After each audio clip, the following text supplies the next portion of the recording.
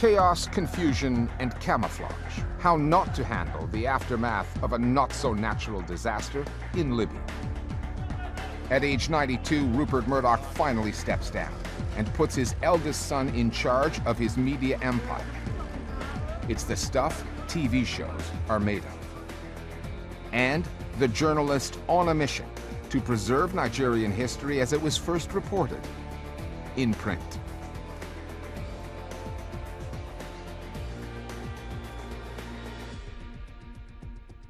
Hello, I'm Richard Gisbert, and you're at The Listening Post, where we don't cover the news. We cover the way the news is covered.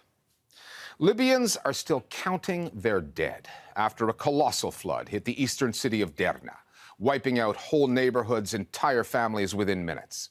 Once reporters descended upon the scene and Libyans learned about some of the bad decision-making that contributed to the disaster, heartbreak gave way to anger. Libya has been a politically divided country ever since 2014, 3 years after the Arab Spring brought down Muammar Gaddafi. The military figures who now rule the East have been spooked by the journalistic scrutiny. They've ordered some reporters to leave the city. They've arrested others. In the aftermath of a natural disaster, officials can usually expect a degree of goodwill from citizens and reporters alike. However, some clumsy attempts to spin the narrative and stop journalists from doing their jobs have only highlighted the incompetence and illegitimacy at the top, uniting a politically fractured citizenry, more and more of which is now opposed to those who hold power. Libya's Eastern government has told journalists to leave the city of Derna, where thousands of people have been killed in floods. Officials have restricted the number of journalists allowed access to Derna. What we've seen this week in Derna is a very systematic attempt to shut down the coverage on the crisis. The tools they're using are the tools they know, and so it's shut down, lockdown, and absolutely kill the story. الاتصالات فاتحة وعطي الكامل عن كامل مدينة درنا والسلطات المحلية طلبت منا المغادرة. It's dictator 101, right? You don't know how to spin this, you just kill the story. And so the international journalists will be spared because they'll just be removed from the country. Local journalists, local activists will not. That, in a nutshell, is the story in eastern Libya. After trying unsuccessfully to spin the narrative and deflect questions on negligence, lack of foresight, and infrastructural failings that appear to have worsened the flooding and cost lives, the authorities have been ordering certain journalists to leave Derna. Throw in a communications shutdown through an internet blackout, and it adds up to a sustained attempt to contain the story. They've actually shut down the internet from eastern Libya, claiming through their media outlets that this was a severed cable in the city and that it's another part of the natural or unnatural man-made disaster that happened last week, when the reality is that sources in Tripoli from the Libyan telecommunications network have said that this was an ordered shutdown by the authorities. And of course, emotions are high.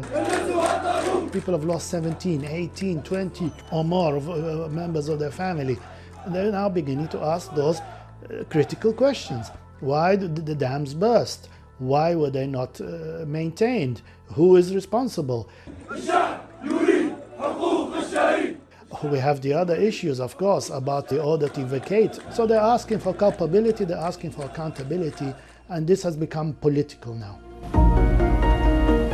The authorities in control of Derna and their military wing, the Libyan National Army, or LNA, did not crack down on journalism or silence social media right away. First, they tried to influence the coverage in a divine, dismissive way, with multiple officials depicting the floods as God's will. قدر الله ولا شاء فعل ما نقولش لو أن كذا وفعلنا كذا وعملنا كذا ما حل ببلادنا كارثة طبيعية لا مثيل لها. The LNA's leader, Khalifa Haftar, went on a carefully managed photo op tour of Derna. Haftar has put his son Saddam in charge of the disaster response, which is fitting, since the son's encounter with a British journalist would prove disastrous in itself, an exercise in deception right down to the language they were speaking. lot of criticism that it could have been prevented by the Libyan authorities. What's your view on that? But he gives that short shrift. This is a person who was brought up in the United States. We're assuming that he's fluent in English. He chose to hide behind an interpreter, refused to talk in English, looked very uncomfortable. And when he was finally asked some deep and meaningful questions, he sidetracked them and drove off. This is a regime that is not used to independent investigative journalism. That interaction with Alex Crawford is the perfect depiction of the delusion of impunity. He genuinely believed he could sit there with a journalist of that caliber and be able to spin that everything is fine line. Has there been a big enough international response, or you just don't want the international response? Everything's fine for now, he tells us. And I think what we've seen since isn't disconnected. Within 24 hours of that becoming worldwide, we've seen the expulsion of journalists and this shutdown. It's terrifying because the ego of a man can impact on the outcome for a nation. Reporters Without Borders, which ranks Libya at 149th of the 180 countries on its Press Freedom Index, describes it as an informational black hole.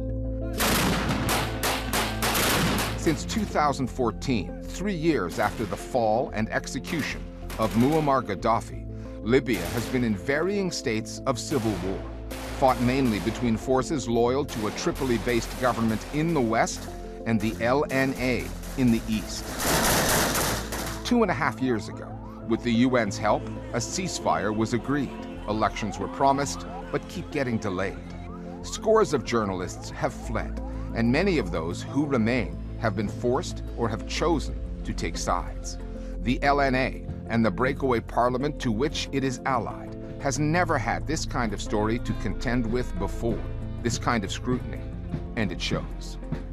There is an attempt to control and muffle and gag local voices whilst allowing what purports to be independent journalism there. Media outlets well known to Libyans, Al-Marsad, Al-Masar television, a new outlet, and Al-Hadath television, all of which are considered to be propaganda mouthpieces for the LNA, and their message is to downplay what has really happened. يعني دكتور بشكل مباشر لن تكون لدينا مناطق أو مدن منكوبة بعد هذه العاصفة. بإذن الله. You often hear them talking about the unification of Libyans with piano and sad music to show the human suffering behind all of this. Up until now, they operated with such impunity, they didn't even have to counter a narrative.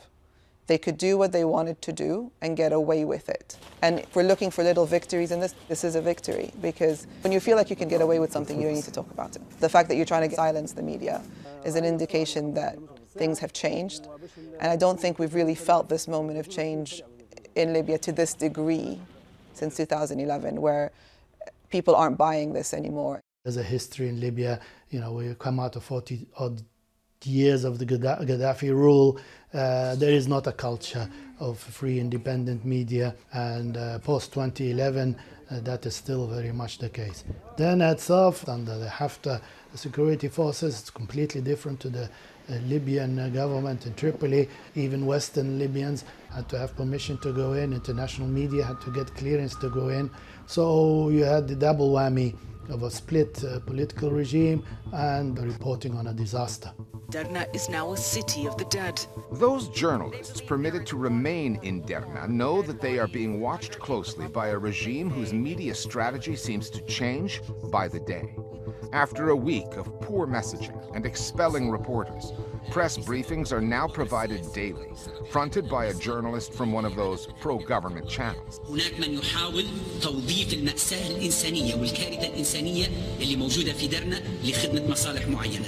As for the political figures who have been calling for unity in the face of this disaster, that may come back to haunt them. There are signs of Libyans coming together, in opposition, on what needs to change, in a way that cannot bode well for their unelected leaders. We can feel a new pulse that is reverberating, and that rhythm can be felt from Derna all the way to Tripoli and Benghazi. It's very reminiscent of the Arab Spring, which started in 2011 from the east of Libya. But the rhythm of that is also being felt from the trembling authorities in eastern Libya, who are now clamoring to shut down communications. And then the call for Libyans themselves to not use this time to be critical, but to use this time as a moment of reflection. The simple message really is, don't think, be quiet, and forget about the individuals that are responsible for this. And this is particularly dangerous in a place like Libya because everything is politicized in the country, including the media. Libyan credible journalists are being disappeared, are being detained, and are being threatened. It's international journalists that will now have to tell this story, and when they leave, it will be journalists from within Libya that are going to face the penalty. Moving to the US now, and a real-life story of succession. Rupert Murdoch is handing over the reins of his mammoth news empire, and Johanna Hoes is here with the details. That's right, Richard. This past Thursday, Fox Corporation and News Corp announced that Rupert Murdoch, after 7 decades in the media business, is retiring, and his eldest son, Lachlan, will be the new man in charge. Since inheriting his father's newspaper business in his native Australia in the 1950s, Murdoch Sr. built a media conglomerate consisting of hundreds of news outlets in dozens of countries, including Fox News and the Wall Street Journal in the US. Rupert Murdoch is 92, so media watchers knew that this was coming, and he had already tapped Lachlan as his successor, making him the CEO of Fox. But the timing is interesting. Fox News, the most watched cable news channel in the US, has been the subject of a number of lawsuits over the station's coverage of the 2020 presidential election and amplification of baseless conspiracy theories about that election being stolen from Donald Trump. They rigged the election in front of all of us, and nobody did anything about it. The first of those legal cases, brought by voting machine manufacturer Dominion, saw Fox settle out of court for almost $800 million. That was agreed after internal communication among Fox employees revealed that senior execs and on-air hosts considered the stolen election claims were bogus, but feared the effect such news would have on the network's ratings. And there's another lawsuit coming, launched by Smartmatic, another voting machine company, claiming Fox has defamed its reputation. They asked there $2.7 billion. Rupert Murdoch says he will remain as chairman emeritus at Fox and News Corp. Not that Lachlan needs much guidance. His politics are much more closely aligned to his father's than his more centrist siblings, Prudence, James, and Elizabeth. So it's unlikely that much will change, at least for now. When Murdoch Sr. does eventually die, though, and the family business is left in the hands of 4 kids with ideological differences, each with 1 vote on the company's future, the direction of the Murdoch empire could become a lot more succession-esque. Thanks, Joe. There is an interesting exercise underway in Nigeria. It's about newspaper reporting that goes back many decades. It examines journalism as the first rough draft of history. Newspapers that delivered news, big and small, back in the day, provide glimpses into our past, important stories that can disappear if not properly preserved, archived. That is what this Nigerian project is all about, digitizing 50 years of newspaper front pages, making them accessible to anyone online, and safeguarding journalism against being forgotten. And this isn't the work of some aging historian looking to make the past relevant. The journalist leading this project is a millennial, part of a generation of Nigerians digging into their country's history and politics. The Listening Post's Meenakshi Ravi now, with a story of Nigeria's past in print and the efforts to save it from being forever lost.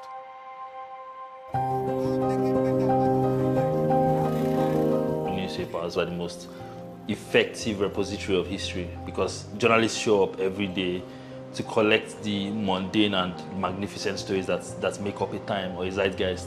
They collect everything. They capture the picture of a time or the narrative of a time in a nation, whether it is the ads, whether it is the obituaries and the headlines, the fashion columns. Talk to Fuad Lawal about newspapers, and his love for them is palpable. According to him, nothing compares to their range.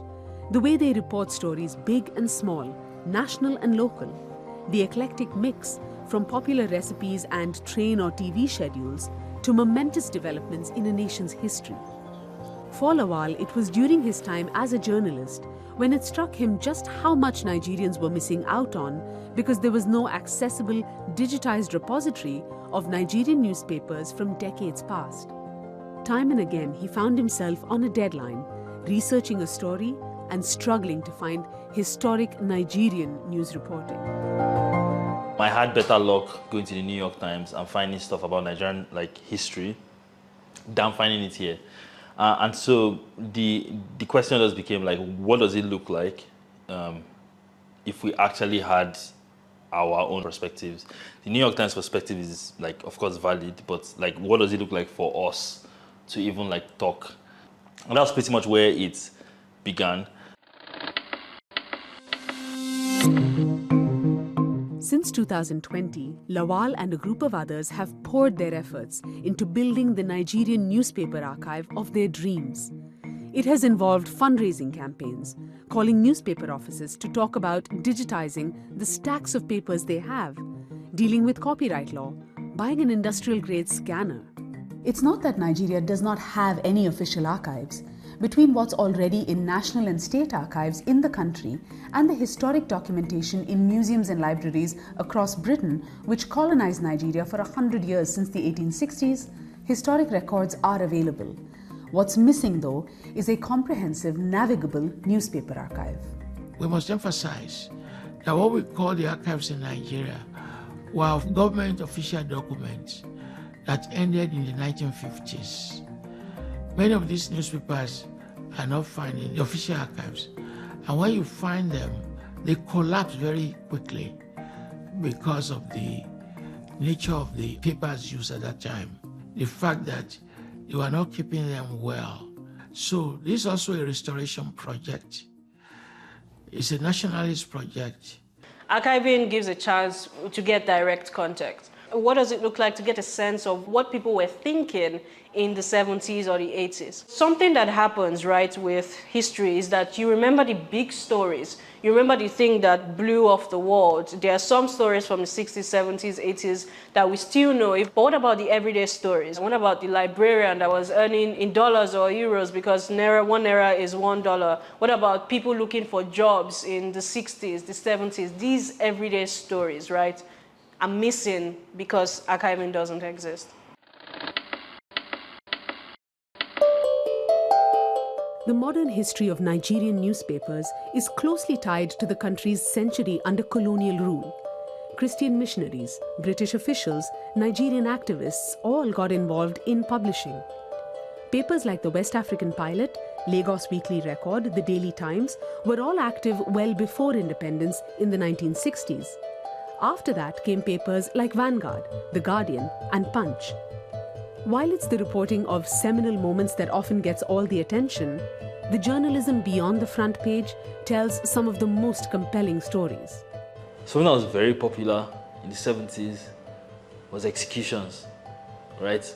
The way executions used to work then is that you take your stubborn children, you take everybody that you can't get to comply, you take your employees sometimes who you are worried will steal your money, you march all of them to the beach and you say, this is how you're going to end up if you continue with your bad behavior. It was such a big event in Lagos to execute people at Bar Beach. There's this arm robber, quite prolific, in the 70s. They called him the Doctor. He was executed on a work day, I think a Monday. And the headline goes, would you be lying if you told your boss you're taking a day off because you wanted to see the doctor? That man was, when he wrote that headline, I'm sure he looked at it and was like, damn. There is a generation of Nigerians, and this is an important point to note, who have never seen Nigeria in its good moment.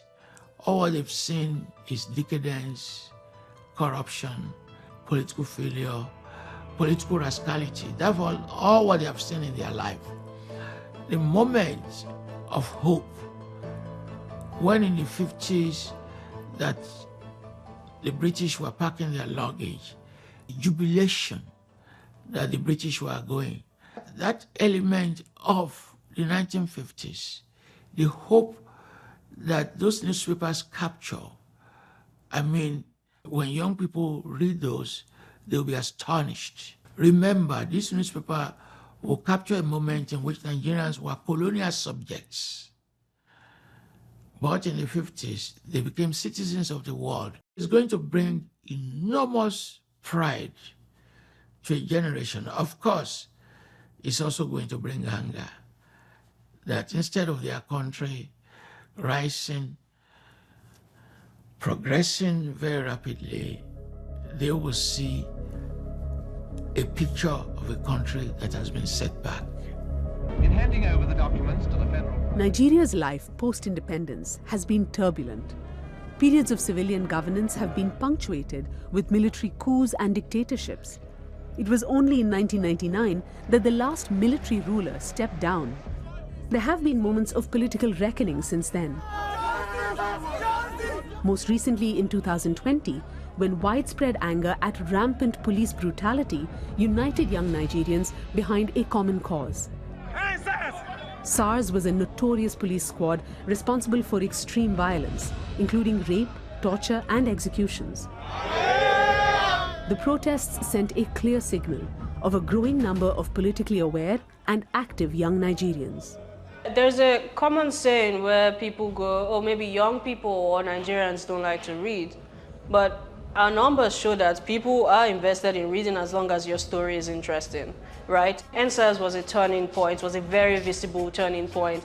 And since then, even with the work that we're doing, we've seen growth in the participation of young people and their interest in engaging with these stories. I think once you can show people how a thing affects them, that's how you get their interest, right? And so I guess that's what Archivi.Ng helps with. Work on the newspaper archive has been underway for 3 years now. Getting it online and within clicking distance for Nigerians is imminent. When the archive does go live, it will just be the end of the beginning. There are many decades of newsprint yet to be sourced, digitized, and catalogued. Numerous stories and narratives to be uncovered. And we are going to find tensions, contradictions, conflicts in all those newspapers. How one issue generates different perspectives, regional perspectives, religious perspectives, local perspectives. And it's the business of the historian to reconcile all these perspectives. So there's just no doubt about it that this is a project of enormous, tremendous significance. I think of the work we're doing as we're digging a public well, a public utility. And the thing about public utilities is that they have unlimited utility. All kinds of people are going to make all kinds of things. We cannot even begin to quantify the potential impact of the work we're doing. And finally, some Indian news anchors went on the warpath this past week. That's par for the course. The country has almost 400 24-hour news channels, the vast majority of which support Prime Minister Narendra Modi's party, the BJP. If that means backing Modi's Hindutva nationalist agenda, dealing in hate speech, and endangering Muslims and other minorities, so be it. Now, politicians from an alliance of more than 24 opposition parties say they're done with that. They've named 14 hosts whose programs they will now boycott. If only Indian news consumers would do the same. As for the hosts involved, this boycott just provides them with more content, another wedge to drive between audiences that need to be informed rather than incited. We'll see you next time here at The Listening Post. And I want to say to them today, as they bring out this laughable, ridiculous boycott threat, bring it on. The people of this country are with us, with me. वाह भैया, slow clap, गजब, ताली मारना चाहिए। 14 लोग मिलके 140 करोड़ लोगों में नफरत फैला दे रहे हैं। गजब का टैलेंट है हम लोगों में, नहीं? और ये 14 लोग आपने बॉयकॉट कर दिया। अब तो देश में कोई नफरत नहीं बचेगी। यूने मतलब 3% पत्रकार ऐसे हैं जिनके सवालों से इंडिया गठबंधन थर-थर कांप रहा है। इंडिया गठबंधन को उनके सवाल चुभ रहे हैं। आप सोचे देश में 4000 से भी ज्यादा न्यूज एंकर हैं, उनमें से सिर्फ 14 को चुने, का क्या मतलब? But the fact of the matter is, Are we not democratic when we offer them space which they don't want to take? Then my question is, are you scared of my questions? That is why you don't want to be on this channel and you want to take the moral high ground that we boycott these journalists? Well, same to you, boycott you back.